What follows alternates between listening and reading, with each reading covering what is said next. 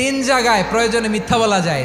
এক নাম্বার, আপনার ওয়াইফকে খুশি করার জন্য, সে একটু এরকম না বলে একটু কৌশল করে বললে খুশি হবে, ওটা বলা যায়। দুই নাম্বার, জীবন মরণের ব্যাপার, যান বাঁচানোর জন্য একটু কৌশল করে ঘুরিয়ে বললেন, এটা জায়েজ। তিন নাম্বার, দুইজন ঝগড়া লাগছে তাদেরকে মিলিয়ে দেওয়ার জন্য কৌশল করে একটু মিথ্যা বলা, ঘুরিয়ে বলা যায়। দুইজনের মধ্যে দেখলেন যে সম্পর্ক খারাপ, একজনরে বললেন, ভাই সে তো ওই দিন আপনার ব্যাপারে অনেক প্রশংসা। কি আমার ব্যাপারে প্রশংসা? কি বললো? এই বললো আপনি নাকি এই করছেন ওই করছেন, অনেক প্রশংসা। লোকটার মন খুশি হয়ে যাবে তার ব্যাপারে, ঠিক কিনা?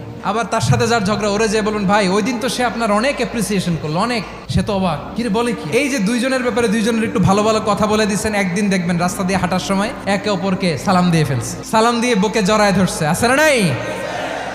আবার মিলমিশ হয়ে গেছে। কিন্তু আমাদের স্বভাব হইলো, দুই প্রতিবেশী যদি একসাথে বসে একসাথে হাঁটে, দূর থেকে দেখলে আমাদের জ্বলে, আছে না নাই? ঘটনা কি? এই দুইটার মধ্যে এত মিল কে? এই দুইটার মধ্যে গিরিঙ্গি লাগানো যায় কিভাবে? আল্লাহর কাছে তওবা করেন, এই মানসিকতার যেন আমরা না হয়, আমরা মিলিয়ে